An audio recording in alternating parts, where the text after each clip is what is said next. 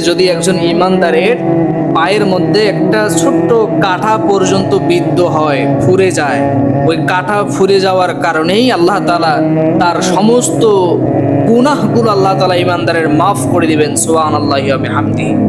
আর যারা গাদ্দার, মুনাফিক, কাফের, যারা বেঈমান, নাফরমান, এদের ওই বেঁধে রাখা ঘোড়ার মতো হাদিসে এসেছে, তার মালিক তাকে সকালে বেঁধে রেখেছে, আবার সন্ধ্যায় তাকে ছেড়ে দিয়েছে।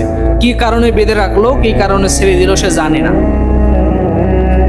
কি কারণে বেঁধে রাখলো, কি কারণে ছেড়ে দিল সে জানেই না। আর ইমানদারের হাতে একটা বা পায়ে একটা কাঁটা ফুড়ে গেলেও সে জানে আল্লাহ আমার এর দ্বারা গুনাহ মাফ করে দিবেন। বড় বিপদ থেকে আল্লাহ তাআলা এই ছোট্ট কিছুর মাধ্যমে আমাকে আল্লাহ তাআলা রক্ষা করেছেন। সুবহানাল্লাহি ওয়া বিহামদিহি।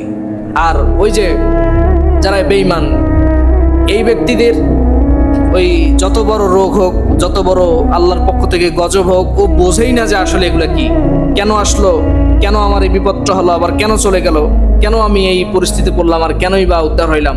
এগুলো তার বোঝার কোনো অভিজ্ঞতা নাই, এগুলো তার বোঝার কোনো কায়দা কৌশল নাই। আর ইমানদার বোঝে, তার বিপদ হলে আল্লাহ তাআলা তাকে কল্যাণ দান করে।